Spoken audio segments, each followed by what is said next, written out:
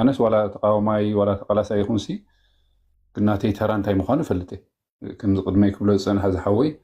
نروي كويناس كم زخن قبرينا كم زخن فترينا قال سلسلنا خوينا سلواسينا قال زول زروا زروا يكلني مخنياتنا تيترا البوليتيكا تاشمس بخوم عينت جام كختور كتولو يكا لو تختم صار الذكاء النجار يكون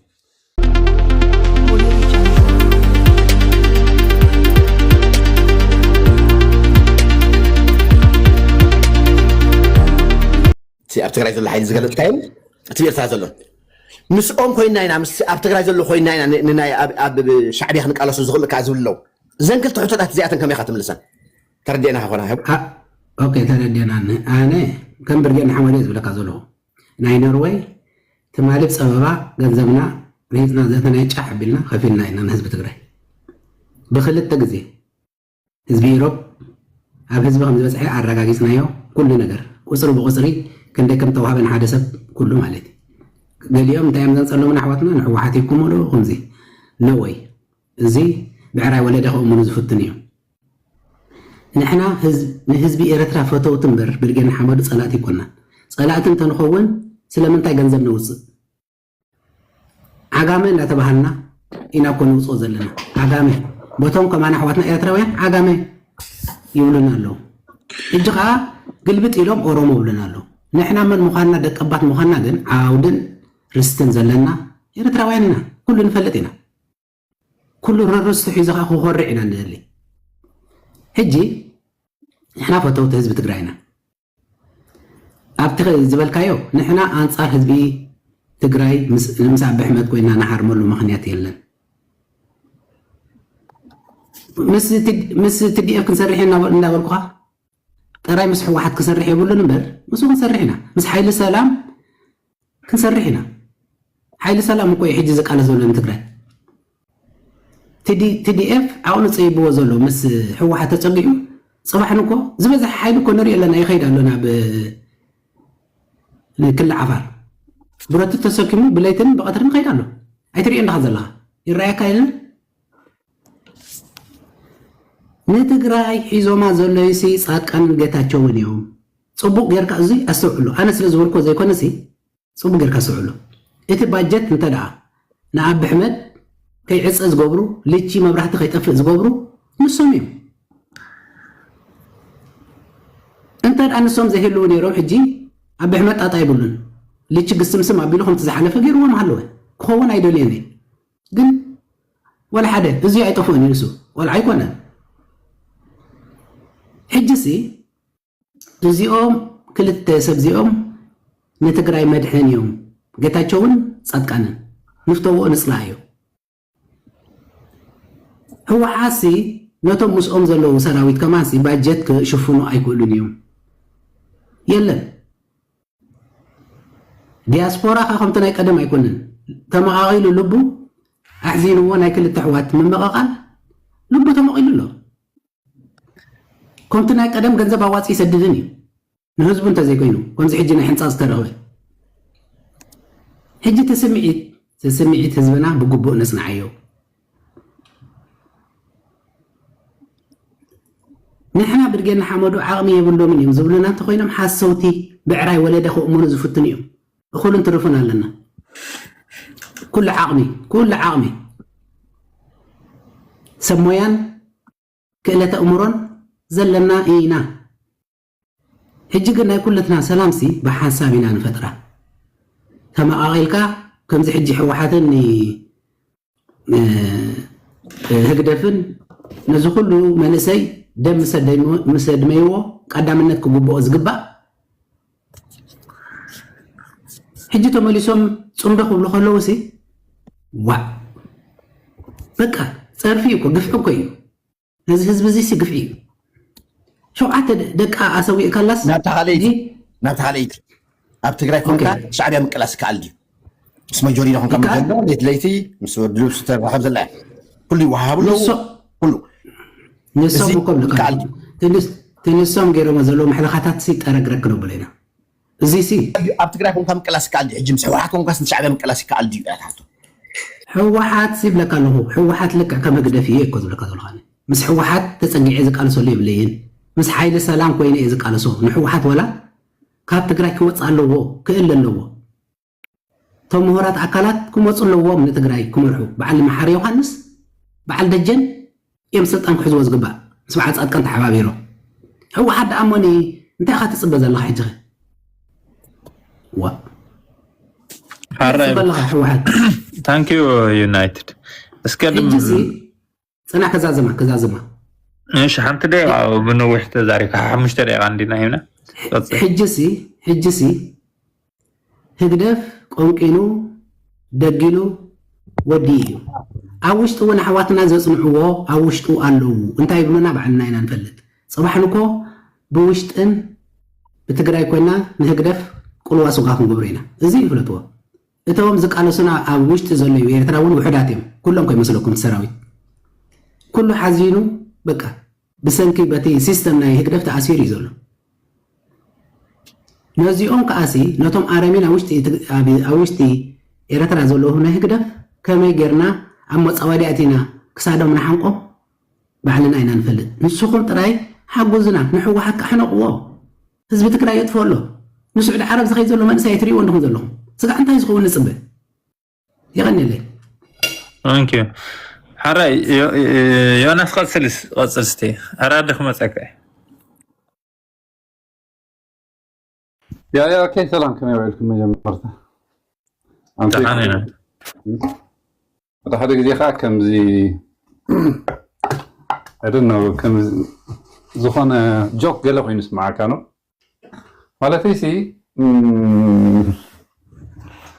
دحن نتي كله نايزم كزارب صنع حسابات نتتعزاوي زقدف كوينو نتسمعي حدا نغير قلنا له حج زكاير زل قالسي تقارو نستدناغر يمثل من الباتون زي تدناغر خلو خلي امتم زارب دلو تراي سميعها بوليتيكا تقراي تدناغيرو له اختبلا يدخلني خا مالت تي بايتا سرح زلو ويا بايتا سر حيلي كل شيء على زي ابزن سمعوا نحنا نسقم نزاربو ريتي ويكا الناس ابرا نايت بايتا زل امبر نسي كوننتي فلاش نايتي مسلوك مالته كنا حجه نري علينا حاجه نجر كن على الحماق نجر زغاكا نجر نعي زراين مالتي انس ولا تقاوماي ولا تقلاسا يكون سي كناتي ترانتاي مخان فلتي كم قدمي كبلو صنح زحوي نروي كويناس كم زخن جبرينا كم زخن فترينا قال سلسلنا خوينا سلواسينا قال زول زرا حزارا بايكلني مخنياتنا تي ترى بوليتيكا تاشمس بخوم عينت جام كختور كتولو ويكا لو تاخذ همصال زكال نجر يكون كالي جنسو حجينا بتقرا يسرا نجر كوين رايني حنتلا بالسجنا كلهم صلاتي ناي حزب تግራይ بحصيرو صلاتي بوليتيكا تግራይ ዝኮኑ حيلتات ዝሰርሑ ላ ነገር አላ ሳንታ ወያነ ዝባሃል ጸላይ ጸላይ حزب تግራይ ወያነ ይቁጥር ሓደ ጌርካ መቅማጥ ሓደ ኣብ ጸላቲ ናይ ፖለቲካ ትግራይ ሓደ ቋሚ ዕላማ ኣሎ ኩሉ ግዜ ዝሰርحሉ እንታይ እዩ ኣብ ትግራይ ፖለቲካዊ ሓይሊ ከይፍጠር ሽሙ ብዘይ ገድስ መን እዩ ብዘይ ገድስ ፖለቲካዊ ሓይሊ أبايتا زنقاسقس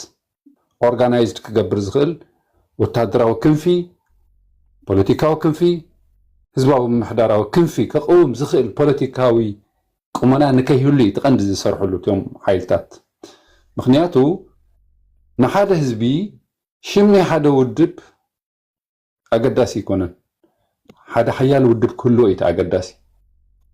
هو حات بسبات يقويم نحو حاز قوم سمات لم بهيوت يلو حوحات ناي تشم حزباوي ويان حرنة تግራይ ማለት እዩ حزباوي ويان حرنة تግራይ ካ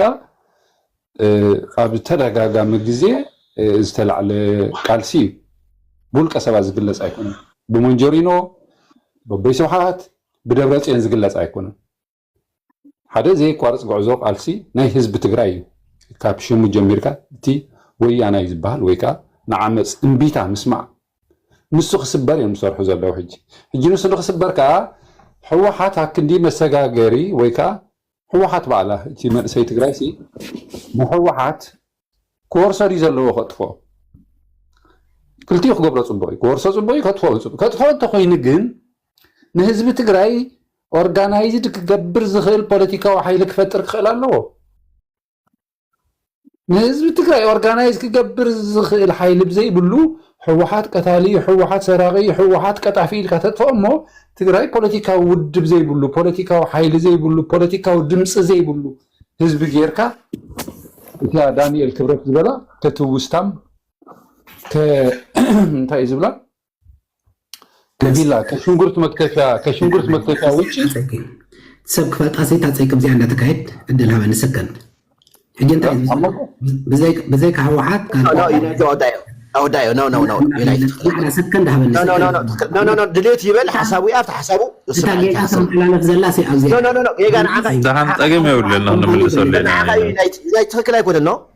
حسابه تأجم حسابه ريتو إيه هم مبلهري ما صير أنتوا شباب سمع عنده قرب بعد مسقولات كمان كم عينة ديسيبليناي صارتني ها أنا حسابك دف غير اللي زفتك كما يجري كصوتك دحر حج خريج ناب حساب ريته بيرسونال بزح قداس يكون يا انا مقومين لجيت اقول لي ابز وانز خيد له كله ابي تግራይ ዝፍጠሩ ፀገማት ንሕወሓት ኣጥፊእኻ ከም ዝፍታሕ ትክክል እዩ ኣብ ዝኾነ ሃገር ዝፍጠር ፖለቲካዊ ፀገማት ናይቲ ኣብ ስልጣን ዘሎ ፖለቲካዊ ሓይሊ ፌል እዮም ናቱ ጌጋ እዮም ትክክል እዩ ግን ከመይ ጌርካ ኢኻ ሰርቫይቭ ትገብር ከዓ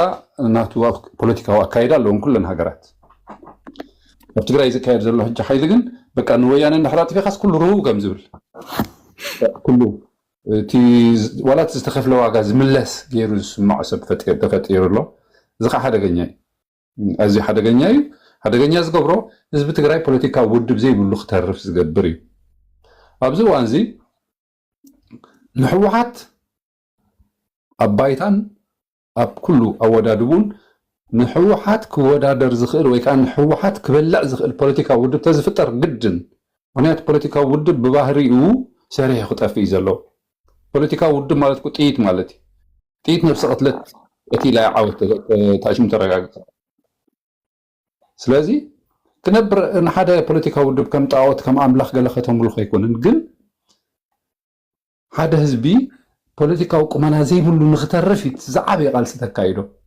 ውድብ ከተዕርዮ ትኽእል ኢኻ ሰባት ክትቀይረሉ ትኽእል ኢኻ ኣካይዱ ክቅይር ክእል ግን እቲ ናቱ ኦርጋናይዝድ ናይ ሓደ ህዝቢ ትግራይ ፖለቲካዊ ውድብ ህዝቢ ትግራይ ንህዝቢ ትግራይ ከዋህድ ዝኽእል ኣብ ዝሓለፈ ውግእ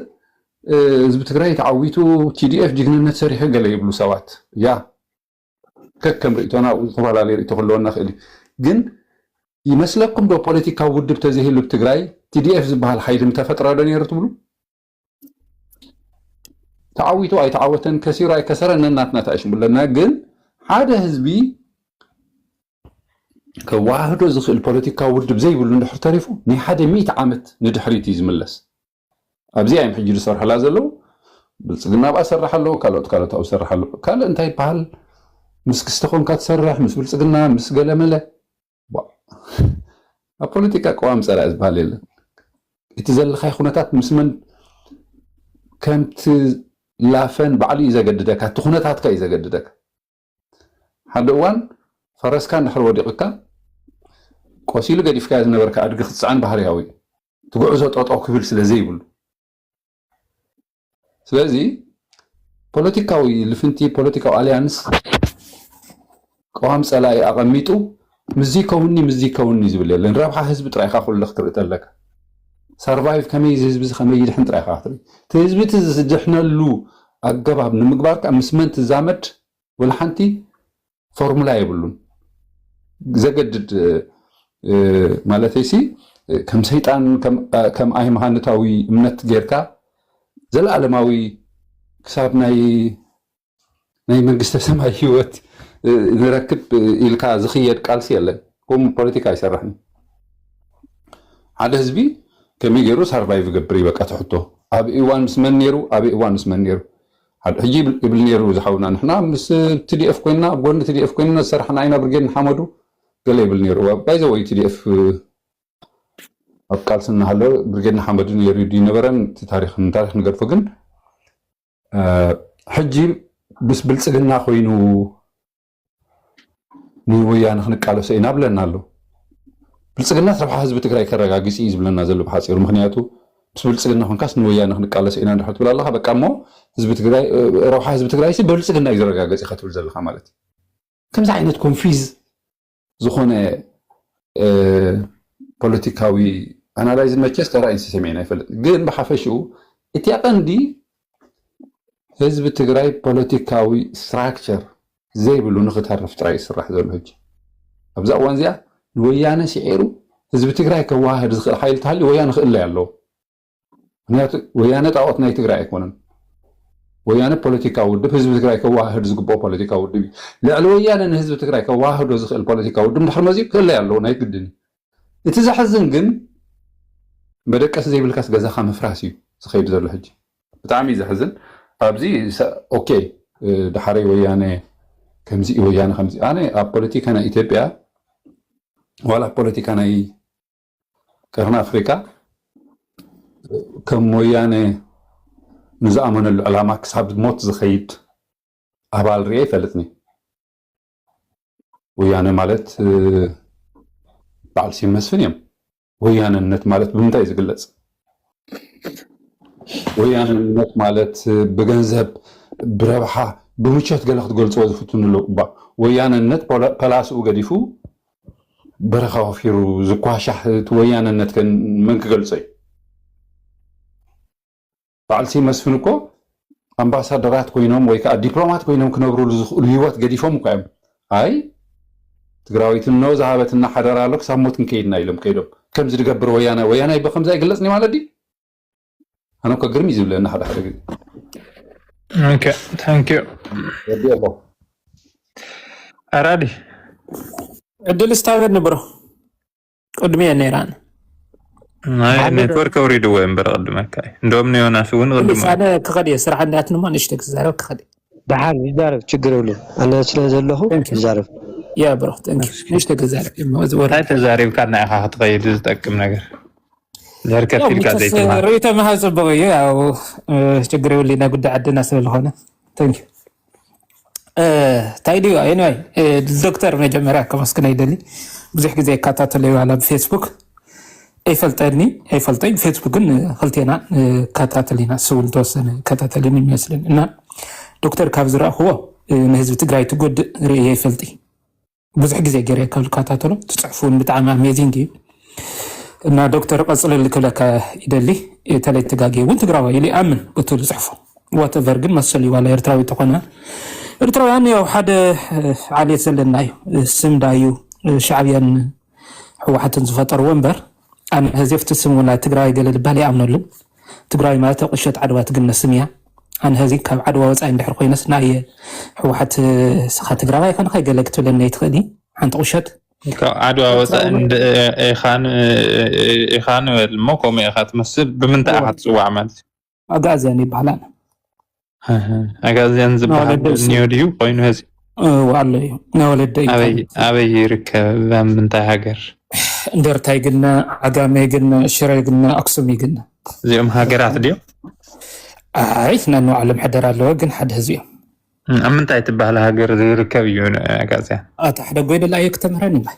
سلخة ملا خليك حل فيه. بل سأل إنه أنا تقرأ خنغي نحري الكاسين. خنغي لك الله بقى ودي. منتهى. كافته من النيت مكرين. أجازيني لك. أبي زور له حرة تسوي أجازين توهيلو زحاب. أنا نقدر جل عدوال أيام من النتكلني أي خدي بقى توديه.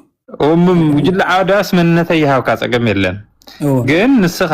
ኣጋዝያን ንበሃል ሕብረተሰብ ኣለና እንታይ ኢልካ እዚ ሕብረተሰብ ሲ ኣበይ ኣሎ በየነይቲ ሃገር ይፍለጥ ወይ ኣጋዝያን ዝበሃል ሃገር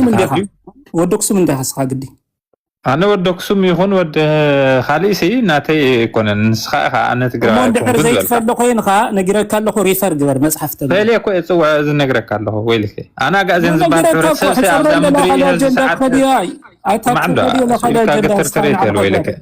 تزاريو كان هذا تزاريو كاي كتبتس قدنيو كتمنني لك منك اكو نايو على يقبر أبناتي مسيخ عندي خانات كتقبر زلها أنا كل تزارق وخالي إندي دلي زلقون خالي حساب يقلص نو أنا خمزية من النك ما يقدسون الكاسي نوع الخاون سي تقرأ كون يقع تقرأ أنت حزيكون كامنا تقرأ قد أنت أتيو كاتمس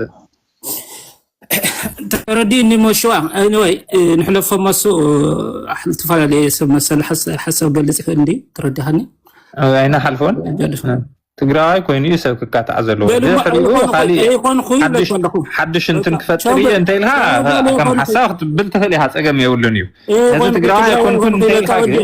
شو تكتب كازي تاي تمثل ميديا خوينا اسمع زمسلين نسمع زمسلين نسمع انا نقرا قاعده تاي تمثل ميديا عايز لا يكمرن واتشو وا سخاف تمهر زي النجر زي السنه نجر ختمهر حطرطرنا الكاس بزناتكم اغازيانسي امحاره تقرا ارترا زغل مزتفاسس كبغيركم معاركم سقوم حدا حبرتسب غيركم رود ماب زيولكم حبرتسب حزي تقرا كنا نيلكم صرره وحا تقراي نسرحكم يوم تعلو انا تقراي نتس سامبادي هيونا الكم سلت صعينونا الكم سلت حسوس نعوز قد كله كم حبرتسب زغد اكم لو مغيركمس صراحه غازيان سلازخونكم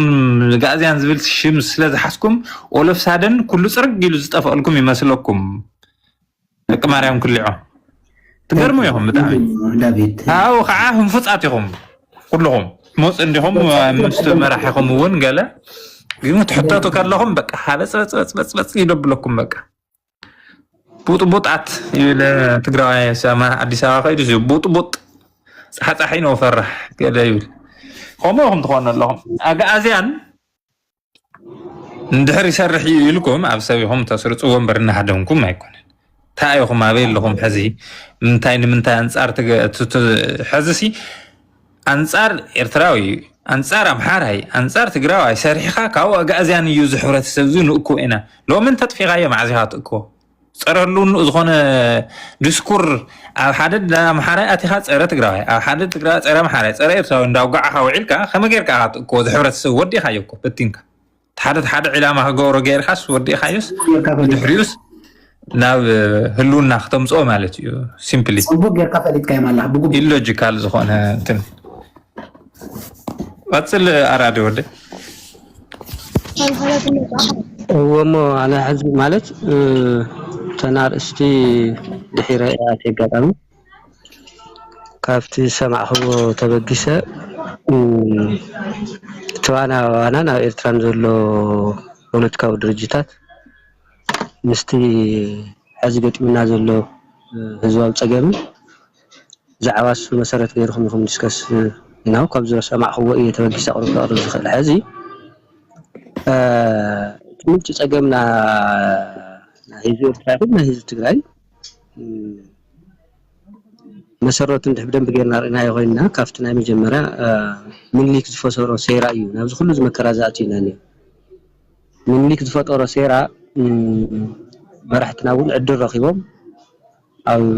تقاليسهم بزعامت أو سامعناي سلستي عوي opportunity جت من يرشة عوي يعدل مسئنا نيرو تعوي يعدل تقوم اللي خالي تعوي يعدل تتقيمهم تس عباي تقرأية تقرأي تقريني ناو حادث موصل لزخل كقدمونا تقبهم حازي لنا سلطانهم كلهم ناي سلطان هرفان سلزنورهم لنا سلطانهم قالهم عرصخاب محداري قالوا እንደገና ناو نصانت يبف مسريتهم ማለት እና ዓለም ሀገር መስሪቶም حازي ዞም خلت ድርጅት እዚኦም ጥልቅ ኢልና ተሪናዮም ካብ መጀመርያት እዚኻ ህዝባውነት ዝበሃል ሲ ትክክል ነይርዎም ድዩ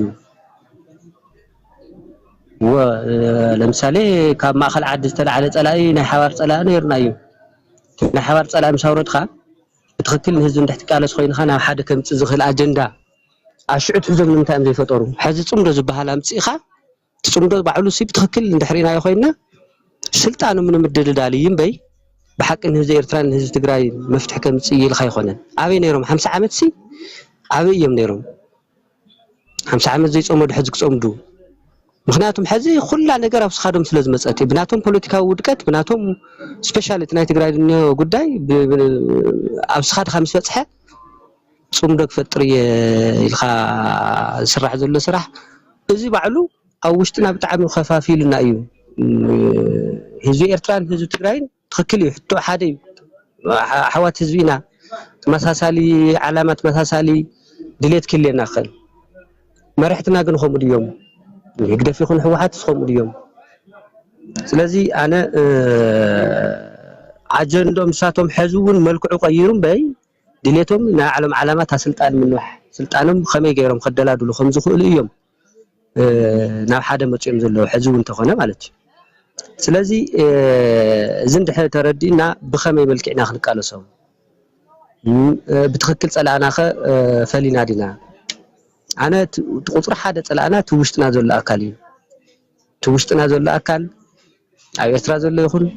ኤርትራውያን ክትቃለስዋ ውሽጢ ዓዲ ኣብ ተጋሩ ዘለውን ኣብ ትግራይ ዘለውን ተጋሩ ክንቃለሶ ብኸመይ መልክዕ ንቃለሶ ኢና ኩልና ዘመሳስለና ቃልሲ ክህሊ ይኽእል ግን ትፀላእና እንድሕ ብደንቢ ጌርና ርኢና ናይ ውሽጥና ፀላኢ ብጣዕሚ በርግዲ ወፂን ስፔሻል ሕዚ ስፔሻል ኣብ ትግራይ ማለት እዩ ተጋሩ ተፈለየ ሓይሊ የብልና ሓይልና ታዩ ተሓድነትና እዩ ተሓድነትና እዩ ትክክል እዩ መራሒ ዘይብሉ ውድብ መራሒ ዘይብሉ ህዝቢ ተበቲኑ ዝተርፍ ይርደአኒ እዩ ስፔሻል ሕዚ ግን ካብ ህዝባውነት ጭራሽ ለቂቆም ወፂኦም እንትርፊ ኣፍታ ናይ ባዕሎም ወንበር ኣፍታ ናይ ባዕሎም ስልጣን ኣፍታ ናይ ባዕሎም ስርቂ ሽኩቻ እዩ ዝጉያ እዩ ዘሎ ናይ ትማሊ ህወሓትን ናይ ሎሚ ህወሓትን ሓደ ገይርኩም ከይትወስድዎ መልክዑ ተቀይሩ እዩ ዘሎ ንዕኡ እውን ኣብ ህዝቢ ብዙሕ ኣፈላላይ ኣብቲ ኤሊት ብዙሕ ኣፈላላይ ኣብቲ ሕልፍ ሓሊፉ ኣብቲ ወታደር ኣብቲ ሰራዊትና እቲ ዋሕስ ህዝቢ ትግራይ ብዙሕ ኣፈላላይ ዝፈጥር ዘሎ ውሽጦም ስለ ዝበስበሱ እዩ በቃ ኣነስ ደርጋስ እትሳልሳይ ዙር እትሳልሳይ ደረጃ ህወሓት እዩ ዘሎ ሕዚ ብግልፂ ንምዝራብ ማለት እዩ ምክንያቱም መለስ ጫፍ ህወሓት ነበሩ መለስ ማሕበሩን ዝነበሩ ህወሓት ነይሮም ምስ ግድፈቶም ይሐሹ እቲ ህዝቢ ትግራይ ኣሻገሩ ንህዝቢ ኢትዮጵያ እውን ኣሻገሩ ኣብዚ ተስፋ ይሁና ነይሩ ቀፂሉ ድመፀል ጌታቸው ዝነበርዎ ጻድቃን ደብረጽዮን ዝነበርዎ እውን ናብ 2 ናብ 3 ተገሚዕ ኣሎ እዚ ሕዚ ህወሓት ብጥቕሚ ብከባቢያውነቲ ብዓሌት ወደ ዓሌት ጥራሕ ተመስሪቱ እዩ ከፍ ኢሉ ዘሎ ካብ ላዕሊ ሽካብ ታሕቲ ኢሉ ከሎ ከባቢያውነት ኣብ ላዕሊ ክሊ ይኽእል ጥቕሚ ግን ካብ ታሕቲ ሽካብ ላዕሊ ብኔትወርክ ተኣሳሲሩ እዩ ለውጥን ከይተምፅእ እታ ኦፖርቹኒቲ ኳስ ትማል ዝነበረ 2 ዓመት ውሽጢ ነበረ ኦፖርቹኒቲ ናይ ፖለቲካ ቃልሲ ተዓፊን እዩ ዘሎ ሕዚ መልክዑ ቀይሩ ነው ኣፈሙዚ ኮይኑ ነው ገና खाली ተሓሽሎ खाሊ ዝፈሓር ዘሎ ሕዚ ለመንገዱ ትሪኦ ተለኹም ኣብዚ ኣባይታ ዘለና ኣካላት ንሪኦ ተለና ኣኼባታት ይግበርሎ ሕዚ ላይ ፍኮርሎ ስኽን ኢሎም ግዛው መንግስቶም ኣጠናኺሮም ናይ ውሽጦም ፀገም ይህን ኢሎም ታ ፖለቲካ ዘሎ ፈላላይ ታ ወታደራዊ ዘሎ ፈላላይ ናብ ሓደ ከምፅላ ተገባም ሕዚ እውን ፈኸራ እዩ ሕዚ እውን በቃ ዱኢቲ ነባር ሰራዊት ይዝከውሎ ካብ ጣብያ ሽካዕ ወረዳ ገንዘብ ይዘለሽሎ ሽካብ ክልል ናው ጦርነት እዮም ዝዳለውሎ खाሊ ኦፖርቹኒቲ ይብልናን खाሊ ዕድል ከለና ብጣዕሚ ዝገርም ሓደ ሓወይ ዝበላ መድሕን ህዝቢ ትግራይስ ጻድቃንን ጌታቸውን እዮም ዝብል ሓሳብ አልዕለይ ነይሩ ኣነስ አይ ዶንት ኖ ቅድሚ ወርሒ ኣብ ፌስቡክ ይምርኣይ ካሊ እዚኣ ቃል ብቃል ጽሕፈያ እየ ምክንያቱም ትውሽጥ ድንያ ኣብ ትግራይ ዘሎ ፖለቲካ ሕዚ ትግራይ ዘሎ ባይታ ብትክክል ዘጽንዕዎ ዝተረዶ ናይቲ ወጣት ዲሌት ዝተረዶ ምስ ፀጎም ጌታቸው ነይሩ ይፍት ጭምቅ ናፍቲ ስርቅ ነይሩ ይፍት ፖለቲካዊ ውድቀት ነይሩ ግን ታይ ናይ ጌታቸው ንለውጥ ድሉ ምኻኑ ሓደ ተስፋ ዝህበካ ስለዚ ጫፍ ካብ ጫፍ ብጣዕሚ ዝገርም ሓደ 20 መዓልቲ ካብ ንስራሕ ኸይደ ነይረና ዓድዋ እቲ ጽምዶ ተማኡ ካብ ነው ማሕበረሰብ ተስፋ ዝሃዎም ነገር ኣሎ ታዩ ተስፋ ዝሃዎም ናይቲ ውሽጥ ዓዲ ዘሎ መንግስቲ ድኽመት ስለ ዘሎ እዩ ዋትማሊ ዘይተዘጋጀና ፈኪርና እኮ ዝረኸብናዮ እحنا ኢና ንፈልጥ ግፋት ተበለጽ ጽምዶዝ ታያትሪፍና ኣሎ ጦርነት አትሪፍና ኣሎ በዚ ብሰሜን ዝመጽእ ብሻዕቢያ ዝመጽእ ጦርነት አትሪፍና ኣሎ ትክክል እዮም በሓንተ ዓላማ ክሪእዋ ከለው ትክክል እዮም ምክንያቱም ድሉ ዓቅም ዘለዎ መንግስቲ ዝተደራጀ ሓይሊ ስለዘየለ ክመርሕ ዝኽእል ዓቅም ስለዘይውሉ ስለዘጽንዕ ስለዝተረዶት ማሕበረሰብ ትመሊስና ካብ ንውረር ትመሊስና ካብ ንጭፍጨፍ تزاتم دوزي أكاو طورنتا تحنات من زول عوي تمرتي وسيد عنه تخكل اليوم بحق تريت الله هاجل زي درجة زي حواحات حز تاريف زول تقوى غير زول حواحات جن إذا زبهال أيقون عند دحر حز مريحون انتهز تقرأ كقال سيترف بس بيسي بتعمي هم تبعلم زولو كامت أن لا علي وردهم يوم تحت زول حزي أبي دا أخوينهم كقالوا سجيتاشون تاركان في الحرم يرزل أكل تمالي نعوم شوكي مكبرة حجوهم زوج أجنائي شو منها ونابزي خون دايركشن نابزي خون من قد يوصلوا وزي يكون أي نور أنت مفتاح جيتاشو تمالي لعلمانم لعلم أزلوا استقالة جنا تقادر لاي كيدهم بقلوات من جيتاشو جيجا كل يخل أو كند نعون أو تحتون زنه محاور حقيفهم نصم أما خرط خوينهم خبيبهم حزم مكوت ولا تجبأ عوي الدنيا إن هاللي خم تجارو وخناتهم تم حدا خوينهم شوف نازنور فحفحس لزولو أنا عوي opportunity نيرزي كت أمول لجنا يخالي نومبر شكيا نومبر طرح علامة مقر زعد لزولة نام حنشاش درجة أيوة تحنيه مالتي حكد لنا أيو تخكل ما ترشة زحيل زي نا حدا متيو و نخدر لنا من قد تخكل أيقوني حيلنا نأكل زمنا نتأخر أفلا لنا نز بموال متيو وشت زي خو سرك أنا بير تري الخانة مفتح زمساي مثلني يعني تحت بتينا تجارس أو شوالي نسحب بعنا نبلعنا عفوا مزمل على جمرنا نينا سلازي أنا ما راح خمزد لنا خم تودبت أنكر ودو خمزد لنا يأمن من دا عبيد أعدل من هو تمال تمسرته ودوات كوين توليرانس يبلاني لا مدرخ وصعت فكر زلا حنتنا حنا بارت مرحت حساب سلازغلصو اكايدنا تخكل يخوننا لم سلازتقالسو ناخلنا كمصيم كاسرنا متاثر كابسي لخ تعفينا خاطمت راديكال خونه لوط خمزدلي امينو او ني حيلي حازي سخنيلو نا حدا كطرفنا زخل منقد تزي مصيو عاب ጫፍ حدጋ አይና ዘለና بتخكل ጠንካራ ውድዋው ድርጅት ከድልዩ ኣብ ትግራይ ጀሚሮም ኣለው ባይቶና ሳልሳይ ወያኔ ስምረት ኣብ ስምረት ዘሎ ቃልል ብርግጠኝነት ክነግረኩም ልዕሊ 50% ዳኣክል ናይ ውድብ ኣባል ዝነበረ ካብ ልቢ ነግረኩም ለው ካብ ባዕለ ጀሚሩ ድሌትና ኣብቲ ለውጥ ደላይ ሓይል ኢና ጻድቃን ይብል ነይሩ ኣስተዕና ተኾይና ቲ ደሌት ለውጥ ትግራይ ዝብል ኣብ አዲስ አበባ ዝመስረትዎ ሓይሊ ውዳበ ንኹለን ፓርቲ ናብ ሓደ ምጽኡ ብጣዕሚ ዝገርም ማለት ኣብ መብዛሕትአን ፓርቲታት ተመሳሳሊ ሓሳብ እዩ ዘሎ ኣረና ይኹን ገለ ይኹን ናብ ክልተ ፓርቲ ናብ ክልተ ዓበይቲ ፓርቲ ኣደራጅኻ ህወሓት እውን ምጥፋእቲ ይኾነ ኣነ ምጥፋእ መጫወት ሸዋይና ንኾን ምጥፋእ መጫወት ካልኦት ጸለእቲና ንኾን ኩረስ ክንወርሰሉ ዝኽእል መንገዲ ክንወርሰሉ እንኽእል መንገዲ ባዕሉ ተገዲዱ ዝብዚ ሓብ ስልጣን ዘሎ ሓይልማ ከረክብ ኣለዎ ሓደ ናይ ለውጥ ኣካል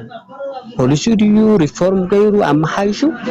ሓደ ኣብ ትግራይ ውሽጢ ናይ ለውጥ ኣካል ኮይኑ ክቆጽለሉ እንኽእል መንገዲ ተዝፍጠር ዝሐሸ እየ ዝብል እንድሕወሓት ጠፊኡ ኮይኑ ስጋኣቱሎ ህወሓት ተፈሪሳስ ሸዋ ክጎዝኡና እዮም ሸዋውያን እስከጥፉና እዮም ዝብል ዝጸንሐ ባህላኒ ሕዚ ከምኡ ይኾነ መዓት ኦፖርቹኒቲ ኣሎ መዓት ዕድላት ኣሎ ኣብ ክንዲ ዝዕድሉ ዝምጥቃም ናብ ናይ ባዕልኻ ስልጣኒ ናብ ናይ ባዕልኻ ስርቂ ዝርፍያይ ተሕዝን ቂም ዝነበሮ ሓይሊ ናብ ጫፍ መጽኡ ሕዚ ወታደራዊ ሓይሊ ድንህ ይኹን ኣብቲ ፖለቲካዊ ሓይሊ ድንህ ሰሪቀ ስለዘይ ሰረቕኹ ኣግኖኽዋ ሰኣንኽዋ ሕዚ እያ ተዕድሉ ኢሉ ናብ ሃንደፍደፍ ህዝቡ ረሲዑ ናብ ሃንደፍደፍ ጉያ እዩ ዘሎ ኣባይታ ዘሎ ነግረኩም ኣሎ ስለዚ ህዝቢ ኤርትራ ሓውና እዩ ምንም ጥያቄ የብሉን ቃልስና ነጠናኽር ኩልና እዞም ክልተ ሓይሊ እዚኦም ህግደፍን ህወሓትን ድሕሪ ሕዚ ንህዝቢ ትግራይ ንህዝቢ ኤርትራን ክጠቕሚኦም ዝብል መንገዲ የብለን ኦልሬዲ ሞይቶም በስቢሶም እዮም ብተግባር ይለካ ኣለዎ ኣፎም ዝሕዞም ሕዚ ከፈራርሑ ተመከሩ ፅባሕ ሓንቲ ኳሕታ ተጀሚራ ህዝባውነት የብሉን ዝቃልስ እዚ ብሓቂ ተሪእናዮ ፀላእና እውን ብሓቂ ተኮይኑ ህዝቢ ትግራይ ፀልዩ ኢልኩም ከይተሓስቡ ተሸዊድና ኢና ዝሓለፈ 2013 ጦርነት እውን ህዝባዊ ጦርነት እዮም ባዕሎም እዮም ቀይሮም መልክዑ እምበይ ህዝቢ ሸዋ ንህዝቢ ትግራይ ብትክክል ፀልዩ ይኾነን ብትክክል ፀልኡ ቶም ኣመራርሓ ህወሓት ዝበሃል ድርጅት ተንኮል ክህሉ ይኽእል አይ አንደርስታንድ መራሒ ዘይብልና ንምትራፍ ክኸውን ፀላኢ ብድሌት መልክዕ እንዲ ዝኸይድ ንዑ ጉያ ክኾን ክኽእል ግን እዚ ሓይሊ እዚ ኣሜን ኢሉ ኣብ ውሽጡ ኣፈላላይ ፅቡቅ ጠንካራ ውድባት ክፍጠሩ እንድሕ ዘይፅዒሩ ኣብ ከቢድ ደረጃ ኢና ዘለና እየ ዝብል ታንኪዩ ኣራዲ ተዚ ዓብይ ሕቶ ዝኸውን ንትግራይ መዋፅእ ዝኸውን ሲ ምስ ፌደራል መንግስቲ ብዝለዓለ ፖለቲካዊ ብርኪ ኢንጌጅ ምግባር ድዩ ወይስ ፅምዶ ዝዓላልካ ምስ ምንም ክረውሐካ ዘይኽእል ግዳማዊ ኣካል ዝገደደ ምስ ፌደራል መንግስቲ ምትፍናን ዝፈጥር ኣካይዳ እዩ تعوي هذا تودو بعلوا وش تقرأ فترة مدخام كم زر لخوينو صورته نصم ده إلوزنا شعبية زخدو خيدون نتقرأ وكسر عزتها زي اللي خالي بوليتيكاوي أنتاغونايز فتر مبي استك ما يكون أنزلني صم ده فتق منا يزول وأكره كعني ومالت كسر طعم نجار ترى أي نجار يلنيو جني تكمل نتعالى سقيلو زدسكورلو جوانيا ناس أزوصلو بروباغندا نتنفحي وعل ምንም አባይታ ዝነጥብ ነገር ግን ዝመጽሉ ነገር የለን እዚ ሱኢሉ አፍቱ ቦርደር ዘሎ ባዕዱ ግዛዕልካ ዘለልካየውን ምናልባት ጸላእ ትርፈልና ኾን እዩ ብቲ ብዝብል ሳፖርት ይገብርዎ እዮም ዝባሃል ነገር ሰብ ክሽወድ ይኽእል እዩ ፀገም የብሉን በቃ ከይትውጋ ጌርናልካ ገለፍ ባህል ይኽእል ግን አሎ ይዋ ኸሙ ስለዝብሉ ባዕሎም ኣወሰን ዘሎ ህዝቢ ስፎትይዎ እዩ ዶ ግዛዕ ዶ ይብሉ ሻዕብያ ካብቱ ሒዝዎ ዝነበረ መሬት እውን ኣይወፀን እቲ ዝገብሮ በደል እውን ኣይተረፈን 10 ፈቲሑ ሸሓት እዩ ዝኣስር ሻዕብያ በዚ ካሊ ግን ድማ ትዛዕበየ ኪሳራ ግን ኦልሬዲ ሻዕብያን ፌደራል መንግስትን ኣብ ፅል እዮም ዘለዉ እታ ዘለና የሃገርስ ምስቱ ምስ ሻዕብያ ኦልሬዲ ኤርትራ ዝመርሕ ዘሎ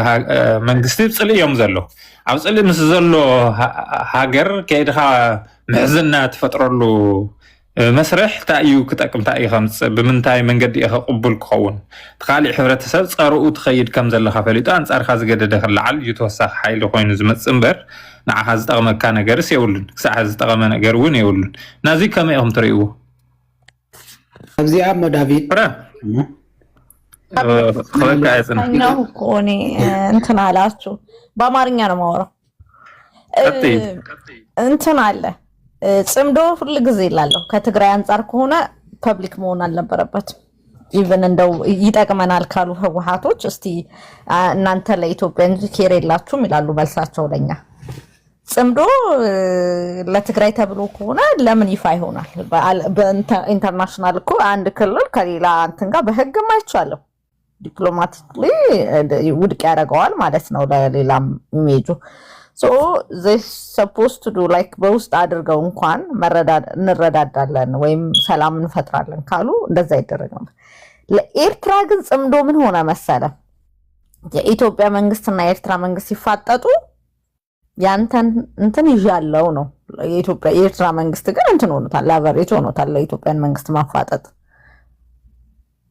እና በኤርትራ በኩል ተጠቅመውበታል ፖለቲካም ለመስራት ሆኖለታል ይሄው እዚህ ድረስ መተናል አሁን ከኤርትራ ጋር ጦርነት የሚያደርግበት ምክንያት የለም as you speak right now ማለት ነው ኢትዮጵያ መንግስት ይሄንን ደግሞ ምንድነው የጽምዶ እንዳደናቀፈው ማወቅ አለበት ዴቭ ይሄንን 6 ወር አደናቅፏል ሆልድ አድርጎለታል ማለት ነው ለኤርትራ መንግስት ትግራይ ምን ያዋጣታል? ትግራይ አንደኛ ነገር ማለት ነው ኢትዮጵያ ውስጥ ነው ያለችው። ኢትዮጵያ ውስጥ እስካለች ድረስ ከኢትዮጵያ መንግስት ጋር ከሴንትራል ገቨርንመንቱ ጋር መጨቃጨቅም ይሁን እንደገና ፕሪቶሪያውን ስምምነት ደግሞ ኢንተርናሽናል ኮሚኒቲ ወስደ ይታይልን በማለት ፑሽ በማድረግ መስራት አለባት ትግራይ እንጂ ነው አይ ፕሪቶሪያው ኢትዮጵያ መንግስት አንዳንድ የማያደርጋቸው ነገሮች ወይም ያላረጋቸው ባይ ዘ ዌይ ዴቭ ኢን ሆል እንትኑ እኮ ፕሪቶሪያ ይጠቅማል እኮ ኢትዮጵያ መንግስት ቢደረግ ዲስአርማመንት እኮ ለኢትዮጵያ መንግስት አንድ የክልል እንትኑ ዲስአርማመንት በሚያደርግበት ሰዓት ይጠቀማል ማለት ነው። ግን የፕሪቶሪያው ነገር በሁለቱም የተደናቀፈ ሆኖ ነው የሚታየኝ ለኔ ቱ ቢ ኦነስት ሶ ከሁለቱም ችግር ስላለ አይሆንም ስላልሆነ ፑሽ መደረግ አለበት። ፖለቲካ ከውስጥ መሰራት አለበት። ከውስጥ ጠንካራ የሆነ ፖለቲካ ትግራይ ያስፈልጋታል። አሁን ዝም ብለን ዴቭ ሁሉ ጊዜ እንላለን እንደዚሁ የጭንቀት እናወራለን እንጂ ኦል ዴይ ለምን 24 ሰዓት ብናወራ we're not gonna change into shit ምንም ቀይረው ነገር የለም። ትግራይ ውስጥ ግን ፖለቲካ ከተሰራ በስነ ስርዓት ጠንክረው ነገሮችን አስተካክለው ስትሮንግ የሆነ የፖለቲካ ትንይዘው ከመጡ ያ ለመከራከር የሚመቻል ኢትዮጵያ መንግስትን ፑሽ ለማድረግ ምን ያስፈልጋል? አሁን ግን እኛ ሊታየን ያልቻለው ሂስ ካይንድ ኦፍ ኮንትሮል እያረጋቸው ነው። በዚህ ብሎ ኮንትሮል እያረጋቸው ነው። አውት ኦፍ ጌም እያረጋቸው ነው። ይሄ ነው ሊታየን የማይችለው እና እሱ ዊን እያረጋ ነው። ያ ደግሞ ለትግራይ ከትግራይ ፖለቲካ ጥሩ አይደለም እኮ ለትግራይ አሁን ጽምዶን እንትን እንዳይተኩስ ጽምዶ ኦኬ ቢትዊን ኤርትራ ኤንድ ትግራይ ነው ጽምዶ እንዳይተኩስ የምትሉት ኦኬ ሌትስ ቼክ የኤርትራ ቶክስ ነው የሚጎዳት ትግራይን ወይስ የኢትዮጵያ መንግስት ቶክስ ነው የሚጎዳት? ጦርነት እኮ ምንድን ነው የሚታየው? ኢኮኖሚ ይታያል፣ የሰው ኃይል ይታያል፣ ዲፕሎማሲ ይታያል። የኢትዮጵያ መንግስት ይበልጥባታል እኮ ትግራይ ከኤርትራ ጋር ከምትጓተት ከኢትዮጵያ መንግስት ጋር ካላችሁ ከኢትዮጵያ መንግስት ጋር ነው መጓተት የሚከብዳት ባይ ኤኒ ሚንስ በኢኮኖሚ ብትሉት በሰው ኃይልም በምንም ሶ እኔ ከዴቭ ጋር መጣላት ነው የሚያዋጣኝ ወይስ ከጽጌና ጋር? ዴቭ 300 ፓውንድ እኮ ጽጌና 150 ፓውንድ ከሆነ አምና ገና ፕሌይ ዊዝ ዩ ላይክ ኢግኖር የሆነ ነገር አደርጋለሁ ፈጥራለሁ። ሶ ምትም እኮ ማወቅ አለብን። ከዚህ ኃይል ብንመታ ነው የምንጎዳው ወይስ ከዚህ ኃይል ብለህ ካልኩሌት ማድረግ አለብህ። ጽምዶ ፈጥረህ ከኤርትራ መንግስት ጋር ጽምዶ ፈጥረህ የኢትዮጵያን ምትግን አይ ዶንት ኬር አይነት ነገር ብለህ አይሆንም እንዴ? አይሆንም። የኢትዮጵያ መንግስት አሁን ፌር ነው እያልኩ አይደለም፣ ግን ደግሞ ማስተካከል ያለበት እኛ በእኛ በኩል ማለት ነው መሰራት ያለበት ፑሽ ማድረግ ያለብን ነገሮች አሉ። ፑሽ ማድረግ ግን ያለበት እንትናነ ወደ ወረደ በዚህ በፊናው ሄዶ አንዱ በፊናው ሄዶ እየለመነ ስልጣን አንዱ በፊናው እየሄደ ላናግርህ እያለ አንዱ ለራሳቸው ኢንተረስት ቆመው አይደለም። ድርጅቱ ለራሱ ኢንተረስት ነው የቆመው። የህዝብ ኢንተረስት አይደለም እያስቀደመ ያለው። ኢቭን ናት ኦንሊ የህዝብ ዴቭ የድርጅታቸውን ኢንተረስት ራሱ የድርጅታቸውን ፊቸር ራሱ ጀበርዳይዝ አድርገዋል። ሶ እንደዛ አይነት ድርጅት ይዘህ ወደ ሰላም እንወጣለን ምናምን የሚባል ነገር የለም ወይ? እኛ ትግራይን እንደ ትግራይ ከዛ ደግሞ ማለት ነው ብሔርተኝነት ምንድነው? ብሔርተኝነት እኮ የትግራይን ህዝብ ማለት ነው ብሔሬ ናቸው የምትላቸውን ሰዎች ኢኮኖሚክሊ ሴኪሪቲ በሰላም እንዲኖሩ ነው ማድረግ አይደል እንዴ? የትግራይ ብሔርተኝነት ግን ምንድነው የምታየው ብትለኝ ኦል አይ ሲ ኢዝ ያባ ማንንም አያድንም። ስትራቴጂክሊ ይሄን መስራት ነው። ቅድም ስለ ኤትኒክ ፌዴራሊዝም ተነሳ። አንድ ሰው ለራሱ የሚያዋጣውን ነው የሚታገለው። ለትግራይ ህዝብ ኤትኒክ ፌዴራሊዝም አይመቸውም። ለኦሮሞ ሊመቸው ይችላል፣ ለአማራ ሊመቸው ይችላል፣ ለትግራይ ዜን ትግራዋይ you have to stand ethnic federalism dismantle እንዲሆን ኢትዮጵያ ውስጥ አለበለዚያ we cannot afford to fight with too big automacy we cannot ጠቅላይ ግዛት በነበረ ሰዓት እንችላለን፣ ከጎጃም ከወሎ ከሸዋ ጋር እንችላለን። ከአማራ ጋር ከኦሮሞ ጋር ተጋሩ ሚስ ካልኩሌት አድርጋችኋል። ምንድነው ያደረጋችሁት? ስልጣን ላይ ስለነበረን ኢትኒክ ፌዴራሊዝም ኖርማል ነገር አድርገን ወስደናል። ኖርማል አይደለም በትግራይ አይን። በትግራይ አይን አደጋ ነው። በትግራይ አይን እኔ ክልል ይዤ እቀመጣለሁ። ክልል ይዛ ስትቀመጥ ዩ ካን ናት ፋይት ዊዝ ዞስ ትልልቅ ሀገሮች። አንድ ሀገር ላይ እነሱ ትልቅ ሆነው 300 ምናምን መቀመጫ ይዘው አንተ 39 መቀመጫ ይዘህ እታነቃለሁ ብትል እኮ አትሰማም። ፓርላማ ላይ እንዴ እታነቃለሁ ብትል ይሄንን ምን አይነት ፖለቲካ ነው የሚያዋጣው ምትለው? እኔ ዲስሜንትል እንዲያደርገው ፈልጋለሁ የኢትዮጵያ መንግስት። ፋይት አደርጋለሁ ለሳ ለምን ለህዝብ ይጠቅማል ብዬ ስላሰብኩ። ሌላው ደግሞ ይሄን የሚመቸን ብሎ ይፋይት የኔ ያሸነፍ የነሱ ያሸነፍ ዛት ፊውቸር የሚታይ ነገር ነው። ግን ብዙ ትግራዋይ ማለት ነው ኢትኒክ ፌዴራሊዝሙን እንደ ጥሩ ነገር አድርጎ ሲመጣ ይገርመኛል። ሃው ሰው በራሱ ኢንተረስት ይቋመራል? ሰው በራሱ ኢንተረስት መቋመር የለበትም። ቅድም ሌላ ደግሞ ምን ብላችኋል? ኢትዮጵያ ገቨርንመንት ይቀይረዋል ወይ? የኢትዮጵያ ገቨርንመንት የኦሮሞን ብሔርተኝነት ዩዝ ያደርገዋል። ዴቭ ዩዝ የሚያደርገው ለምንድን ነው? ታክቲክሊ አሁን እንትኖች አሉት የሱ ተወዳዳሪዎች፣ የህወሓት አለ፣ ፋኖ አለ፣ ኦላ አለ፣ ኤቭሪዌር ታጣቂዎች አሉ፣ ምን አሉ። የኦሮሞን ብሔርተኝነት ይዞ ነው ሚድነው የሚመስለው ለራሱ እንጂ እየተጠና ነው ህገ መንግስቱ። እዚህ አሜሪካን ሀገር ራሱ በእንትን አድርገው ስብሰባ ምናምን አድርገው ኢትዮጵያኖች ተጠንቷል። ለትግራይም ተልኮ ነበር ሰምቻል። ለው ሪጀክት አድርገዋል ህወሓት። ኦል ቦታ እየተጠና ነው። ፕሬዚደንሻል ያደርጋል። ትግራዋይ አዌርነስ ነው፣ ኢንፎርሜሽን መተላለፍ አለበት። ይሄን ነገር የኢትዮጵያ መንግስት ህገ መንግስቱን እቀይራለሁ ካለ we have to support it. we don't have to reject like ይሄ የታገልንለት ነው። እኛ የታገልነው ሮንግ ዌይ ነው፣ ሮንግ የሆነ ፖለቲካን ያስቀመጥነውና እሱ ኤቭሪ ትግራዋይ ማወቅ አለበት። እንደዚህ ምንድነው የሚባል ያለው ህገ መንግስቱ ትግራይ ላይ ፈርሷል ዴቭ። የአስተዳደር ወሰን ትግራይ ላይ ፈርሷል። ሌላ ነው ያልፈረሰው። ሌላውን ያፍርስ ያስተካክለው። ጎሄድ ነው ጉድላክ ነው መባል ያለበት። በእኛ እንትን ነው በእኛ ኮስት ነው የመጣው ብለህ ግን በእኛ ኮስት ነው ህገ መንግስቱ የመጣው ብለህ በራስ ኢንተረስት አትቋመር ነው የኔ እንትን።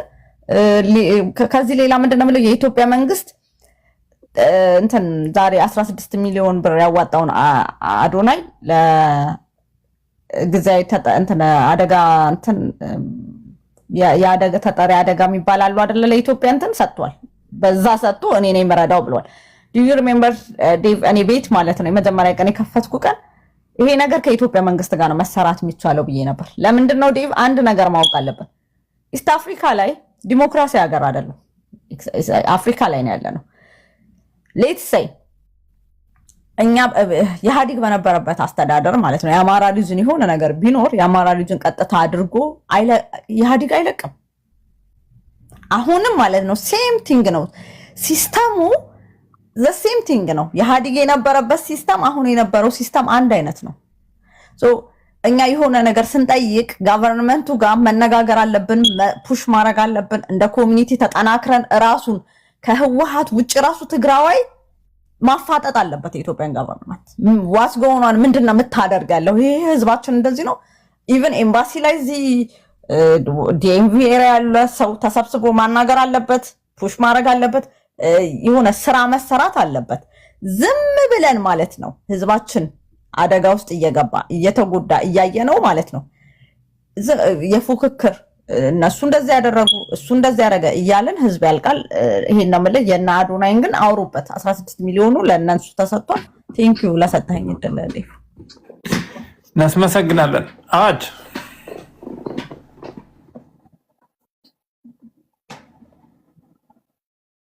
አለሽ? አዋጅ ኦኬ። ዩናይትድ ቀጥል። ጽጌ ተናግሯል። ኦኬ አሁን ነው የገባው። እሺ ሕጂ እንታይ እዩ ሓወና ዮናስ እንታይ ኢሉ? ሓወና ዮናስ ንሕወሓት ዝከናኸን ከም እንቋቑሖ ሰብ ይፈልጦ እየ። ሕጂ ኣይኮንኩም ክብል ይኽእል ግን ከምኡ ንሱ ይትኸውንነት ጽጌና ንሱ ይትኸውንነት ማለት እዩ። ኣዳሚፅካ ድኻ ዝኣክል ብኤርትራ እውን ከምኡ ኣለዉ ትንፋስና ውፅኦምና በቃ ነቲ ህዝቢ ረሲዕሞ በቃ ህግደፍ ክነብር ኣለዎ ዝብሉ ብትግራይ ካኸሞ በቃ ሕወሓት ተዘየልዩ በቃ ህዝቢ ትግራይ የለን ዋ ንሕወሓት መን ይፈጢርዎ ህዝቢ ትግራይ ኮይ ህዝቢ ትግራይ ሲ ዓሻ ኣይኮነን ክንደይ ምሁራት ኣብ ውሽጡ ኣሎ ይወኳ ሕወሓት ናይ ባሓቂ እንተደኣ ለባም ነይሩ ዝኸውን ድሕርቲ መቐለ ኣትዩ ምዕዋቱ ናብቶም ሓደሽቲ ውድባት ይኽቦም ነይርዎ ንሱ ማእከል ኮይኑ ክመክር እዩ ነይርዎ እዚኣ ግን ኣይደልያን ከምታ ናይ ቀደም ዝተኣከበት ቅርሺ ኣብ ኢደይ ትወስድዎ መሬት ብፈቓደይ እዚኣ ይሰርሕ ዘሎ ካልእት ነፍሲ እቲ ናይ ሓፂነ መፂን ሲ ንተሓተት ኢልዎም እኮ ይፀጥቃ ንተሓተት በቃ ቀንጠብጠብ ዝበለ ኣይረኽባ ኢልዎም ኣብ ማእከል ኣኼባ እዩ ስኑድ እዩ እዚ ለምሳሌ ቴክኖሎጂ ስኑድ ይኹሉ ኣሎ ገሊኦ ቲክቶክ ሒዝና ኣለና ሓደ እውን እንታይ እዩ ዘባእሰና ሃብቶም ዝበሃል መንእሰይ ኮናዕ መንእሰይ ገዚፍ አንተር ቀላጽም ምስ ማእከላይ መንግስቲ ዘባእሰና እንታይ እዩ ምስ መንግስቲ ኣብ ጣውላ ዘይንፈትሖ ስለ ዝበለ ተቐቲሉ ትማሊ ጋዜጠኛ ሰናዲ ናይ TDF ዝነበረ ኣብዚ ኣትዩ ዘይብሉ ጠፊዩ ደጀን እውን ዓዊሉ ተዛሪብሉ ኣሎ እዚ እቲ ኣብ ኤርትራ ዝግበር መጭወይቲ ምጽኢልካ ሃንደበት ብለይቲ ካብ ገዛ መኪና ጌርካ ምጥፋእ በቶም ዓፈንቲ ከምኡ ይካየድ ኣሎ ትግራይ ጀሚሩ ብዓይነይ ዝሪኦ ዘለኹ ሕጂ ማለት ስለምንታይ ሕወሓት የናስታይልና ሕወሓት ተጠፊሲ ኩሉ ክድምሰስ እዩ እቲ ወያነ ዝበሃል ተኸስታይ ዝበሃል ከመይ ልድምሰስ ዋ ኩሉ እቲ መዝገብ ሒዞም እዮም ክጥፍኡ ሕወሓት ስኮና ህዝቢ ትግራይ ኣይድምሰስን እዩ ሕወሓት ሰለስተ ኣልያሲ ንሱ ክድምሰስ ከምዘይ ነበረ ክኸውን ነበረ ክበሃል ኖ ዝኩሉ ተጋዳላይ ከ ናቱ እኮ እዩ ዋንነቱ እኮ እዩ ሕወሓት ስለዘየለስ ንሱ ከመይ ልድምሰስ ኣይድምሰስን እዩ ናይ ሕወሓት ተመክሮ ዝሰነቁ 100 ኣለዉ ኣብ ትግራይ መሪሕነት ከይጠፍእ በቃ ሕወሓት ተጠፊሲ መሪሕነት ከምዘየለ ትግራይ ዝንገር ዘሎ ሓሶት አንዳንድ አማርኛ ማይችሉ በትግርኛ እንዲያወሩ እየፈቀድን ነው እና ቶለሬት አድርጎ በዛውም ትግርኛ ትማራላችሁ ችግር የለው 100 ጅግና ክቁልሱ ዝኽእሉ ኣለዉ ትግራይ ሕወሓት ተኸይዳ ተኾነ ተለቢሞም በቃ ኣሎምሽ ብሰላማዊ መገዲ ተዝቦ ነቲ ምሁር ኣካል በዓል ደጀን ዘለይዎ ነቶም ሓደሽቲ ወለዶ ክንደይ ንፀበቐ ንሶም እውን ጠረቶኦም ወፁ በቃ ምነበሩ ሓዳሮም መርሑ ብኤርትራ ይኹን ህግደፍ ይኹን ሕወሓት ግን ነዚኣ ካብ ዝገብሩ ኣኽሞት እዩ ዝቐርቦም እንተኽኢሎም ሕጂ ነቶም እሙናት ዝበሃሉ ዘለዩ ወተሃደራት ምስኦም ዘለዩ ሓደ ቁሩብ ንዕኦም ኣብ ጠላዓ እትዮም ተተዓወቱ ዕወቱን ተጠፍኡ ጠፍኡ ንዕኦም ኩናት ገይሮም ክጠፍኡ እዮም ዝወፆም ንሳ ኢኻ ትካየድ ዘላ ካብ ኮር ንላዕሊ ኢሎም መቓቒሎም ንTDF በቲኖሞ ብኤርትራ እውን ከምኡ ዓይነት ኣሎ እዩ ውሽጢ ስለ ዝካየድ ሚድያ ስለዘየለ እዚ ሕንፃት ዝግበር ዘሎ ኮነ ኣብ ህዝብና ኣሎ ክንሕጉዞ ቤና ኣቢልና ክንክእል ዓፂዮም እዮም ኩሉ ኣብ ኢትዮጵያ ባንክ ኣሎ ሕጂ እቲ ዘበልኳ ምሸት ኣትያ ኢላ መሰጃ ትመፃኒ ንዓይ በዚኣ ሰደትኳ ገንዘብ ኣብ ኤርትራ ግን በዚ ህግደፍ ልክዕ ከም ሕወሓት ዘሎ ፓርቲ ኩላ ብኢድያ ትሓልፍ እዩ ዝብለካ ኩላ ወላ መርዓ ክትገብር ተኾንካ 5,000 ዝፍቀደካ ብለካ 100,000 እንተልዩካ ባንኪ ካብዚኣ ከይትሓልፍ እንታይ ማለት እዚ ነቲ ገንዘብካ ብክቦን ሪስካ ዘምፀኻዮ ማለት ብኸማይ ዘፍቅዶ ኣለዎ ኣብታ ውሽጢ ኤርትራ እዚ ሲ ተጋሩ ኣሕዋተይ በቲ ብሓደ ዘለኹም ዘይትፈልጥዎ ክትፈልጥዎ ኣለኩም ሎሚ ዓዊልና ኢና ክንዛረብ ሴፍ ይምፃእ ጉራዴ ይምፃእ ኣይገድሰንን ያነ ከመይ ገይረ ከምዞም ኩኑ ይፈልጥ እየ ሕጂ ንሕናሲ ዓዓሚኹም ዘዝሃቡና መበሊዕና ቆሎ ዲና ክንነብር ሕወሓት ይኹን ህግደፍ 21 ክፍለ ዘበን እኮ ሕጂ ቴክኖሎጂ ናብ ድሌቱ ዝዋናጭፈሉ ዘሎ ባቡራት ኣብ ሰከንድታት ከተማታት ሒሰን ሰብ ኣብ ድሌቱ ዘብፅሕዎ ዘለዋ ዘበን ኣየር ብሰማይ መርከብ ብባሕሪ ስለምንታይ ኢና ንሕና በዚኦም ተዓፂና ንነብር ካብ ዓለም ተገሊልና ማዓት ራእይ ዘለዎ መንእሰይ ኣሎ ብትግራይ ካብ ሕወሓት ብዕፅፊ ዕፅፍ ፃፍ መሪሕነት ዝገብር ንኩሉ ኩርናዓት ፖለቲካ ርእዩ ዘፍሽል ንህዝቢ ትግራይ ዋልታ ኮይኑ ዘከላኸል ማዓት ኣሎ ሕወሓት ስለ ዝነበሩ ይኮን እንትማሊ TDF ነዚ ኩሉ ማሪኹ እሺ ቢልዎ ኣባቴ ቢልዎ ኮይ ጠፊኦም ተባሂሉ ብርክታ ኮይኖም ተባሂሉ እዚ ባሓሪጭ ኮይኖም እሞጥረ ሓፂን ኮይኖም ካብ መፅኦሞም ሕጂሲ እቲ ጅግና ወዲ ሓረስታይ እዩ ትቕያ ፈፂምዎ መሪሕነት ተፃዊቱ ገለገለ ነው ዝበልዎ ርኢናየን እኮ ትማሊ ኣሕዋትና ዝነበራ ኣላጀ እንዳበላ ረዲ ሃለው ሒዘን ፀላኢ ኣለዝየንኦ ኣወዲእንኦ ምሩፃት ኣሕዋት ሕጂሲ ኣብ ትግራይ 100 ጅግና ኣሎ ኣብ ኤርትራ 100 ጅግና ኣሎ ንሕና ጠፊእና ዘሎ ኢኒኢ ተተሓሒዝና ከይንሰርሕ ካብ ኤርትራ ዝሃደመ ሌባ ኣብ ትግራይ ክትሓስ ካብ ትግራይ ዝሃደመ ሌባ ኣብ ኤርትራ ክትሓስ ብኡት ኣንጻር ህዝቢ ፅልኢ ዝጉስጉስ ክትሓስ ቦቲቃ ንሕና ክንሕዞ ካብኡ ኢሎም ንግድና ኢና ክንገብር ንዓለም ከመይ ጌርና ህዝብና 4 ግዜ 5 ግዜ በሊዑ ክሓድር ክፈላሰፍ ክመራመር ምፀገበ እዩ ዝመራመር ህዝቢ ጢሜት መሳርሒ መቋፃፀሪ እዮም ገይሮም ዘለዉ ንስልጣኖም ምንትን ክቋፃፀሩ ብክቦ ንህቦ ነቲ ህዝቢ ዝጠመየ ህዝቢ ከዓ ብዛዕባ ምሕደራን ፖለቲካን ክሓስብ ኣይክእልን መዓልታዊ ዕለታዊ መጉ እዩ ዝሓስብ እዚኣ ትካየድ ዘላ ትግራይ ትኹን ኣብ ትግራይ ኮማኒ ሓይሽ ጣፍ ይመፅእ ካብ ማእከላይ ኢትዮጵያ ግን ዩናይትድ ካሓጠይካስኪ ብርጌድ ንሓመድ ውሲ እቶም ድመርሑ ዝነበሩ ቆልዑስ ኣነ ብፈልጦም እንደ ንራህ በዓል ውፊ ይኹን ካልኦት ዋላ ኣብ ኖርዌይ ዝነበሩ እውን ፈልጦም ኣነ ሕጂ ዋላ ኣብ ኖርዌይ ዝነበሩ እውን ከም ሲቪክ ትካል ገይርኩም ምስ ሲቪክ ትካላት ምስራሕ ጀምሩ ክንብል ከለና ኣይ ወይ ክንገብር ኢና ገለ እንዳበሉ ምስቶም ናይ ሕወሓት ሰባት ናይ ሕወሓት ከይዶም ጠፍዮም ዋላ በዓል ውፊ እውን ግደፉ እዚ ነገር እዚ ትገብሩ ዘለኹም ኢልናዮም ኣብዮም እንደውም ኣፈላላይ ፈጢርና ንስኹም ብግልፂ ሆሪና ተዘራሪብና ናይ መወዳእታ ኣነ ድበልክዎም ባዕል ዮሴፍ ይኹኑ ንዕኦም ንስኹም ኣብ ርእስኩም ዘሎ ውልቀ መላኺ ከተፍርሱ ሲ ኣብ ርእስና ዘሎ ውልቀ መላኺ ዓቕሚ ክፈጥር ክትገብሩልናስ መሰለ የብልኩምን ኢለዮም ብኡ ተፈላለዩና ከይዶም መጨረሹ ተታሊልና ዶ ኣታሊሎምና ዶ ይብሉ ናበይ ይኸይድ ከም ዘሎ ዘይፈልጥ ህዝቢ እንዳመርሐ ዶ ይፀድፍ ነቲ